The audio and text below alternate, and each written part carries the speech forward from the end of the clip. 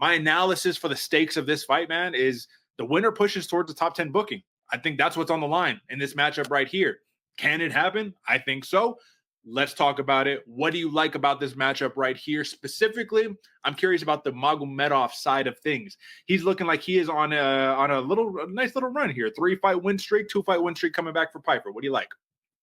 Yeah, Derek. I mean, overall, what I like this one is it is going to be shaking things up in the middleweight division, giving us somebody to really look out for. And I mean, don't get me wrong, Joe Pyfer has had that spotlight for a couple little while going on right now. But Abus has the potential to take all of that. So really, whoever is able to be the victor in this one does have a very promising future right for them here in the next couple of months, even right. Next fight's going to be very dangerous for him. But specifically for Abus, man, if he is able to maintain that range, really snap his shots, really snap that front kick, and work a well-rounded fight against Joe Pyfer. We've seen, especially in Pyfer's last fight, where if he's not the hammer, right? If he's not the bully in there, he can somewhat make reads and stay patient and give you an opportunity to really present yourself in the fight. We even saw, right, when he was tagging up Gaslam, not necessarily his mood was drained, but he's trying to figure out, like, man, what do I got to do to get this fight going? And when a fighter starts thinking, that's when Abus is able to make his reads and hit with the power he has. So there's a lot of potential for both fighters to really just steamroll the other one. I agree. I think overall, I think Magomedov is the more skilled fighter through and through. I think Joe Pyfer has a very particular style as a power boxer who's going to walk you down, and he's got a simple move set, and he just spams it over and over again, but it works. Hand fights well, won't really need it right here. Since they're both going to be orthodox fighters, you don't need a hand fight as much as you would against Kevin Gastelum, southpaw, right? But he's going to look to walk you down against the cage, touch up the body a little bit, and land the big shot. But that's my question right here, man. Abus, fantastic the first 6-7 minutes of the fight, right? Joe Pyfer, if he starts touching up that body a little bit, starts working it, keeps him on the back foot, keeps him circling back against the cage, what does the fight look like for Magomedov then? Yeah, Derek, if he's not able to get the back off the cage, right, just continuously circle in, looking to always make those reads, that's really where Magomedov is going to have to continuously work the kicks, right? Spam the low kicks, spam that teep up the middle, and get the process working, where Joe Pyfer gives you a little bit of space to breathe. Like I said before, Joe Pyfer, he likes to let your opponent, let him lead a little bit, right, so you can make those reads, hit the counter, and really change the tide of the fight, where Abus, he likes to consistently crush the distance.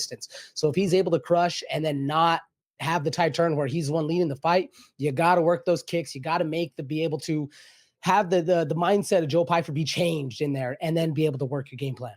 Yeah, a kicker, I should say, Magomedov versus the boxer in Joe Pyfer. I'm not seeing a lot of kicks coming from the Pyfer side, but I think that's going to be the whole setup for Magomedov. I mean, realistically, look at the line right here. Let's just use FanDuel lines, right? Minus 260 for Pyfer, plus 196 for Magomedov. So, I mean, the money is on Pyfer, and I think people rightfully so know if this fight goes long enough, it's uncharted territory a little bit for Magomedov to a degree. Now, don't get me wrong. Beat Michel Paeta, which I feel like has not aged as gracefully as maybe we wanted to. Bruno Fajeda, submission round 3. Warley Alves, submission round 3.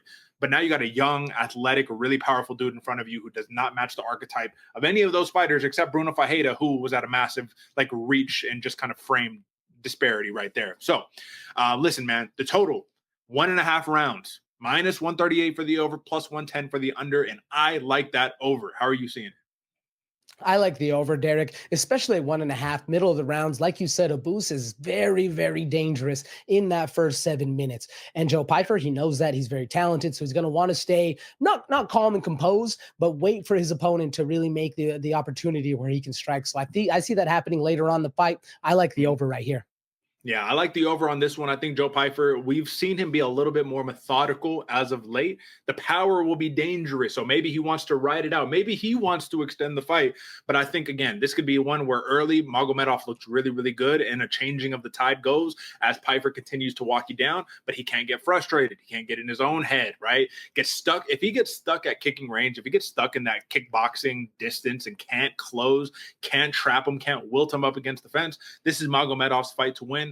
I don't see him being the live dog on this card per se. So that's pretty much what I like. Joe Pyfer, the cat out the bag. I like Joe Pyfer right here. And let me go ahead, because I didn't even put it up on here.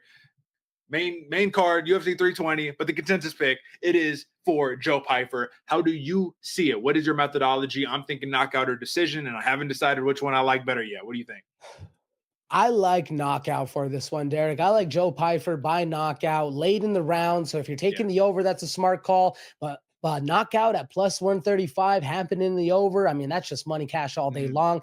And I can see where when a boost gets tired, he really starts to overextend himself. And that's when Joe Piper is able to get on that inside, work the movement, work the big shots, and put that new nickname to work, man. Turn the body cam off and go get it. Yeah, man. He said he's trying to get him up out of there. And then, yeah, let me just double down on this one. Yeah, you're right. Plus 135 knockout for Joe Pyfer right here.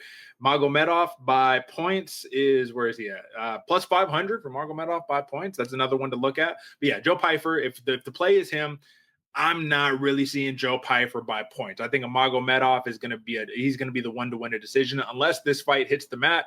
And then maybe we see a club and sub by Joe Pyfer, which is currently sitting at plus 600. Yeah, let's take that KO. Let's take that over.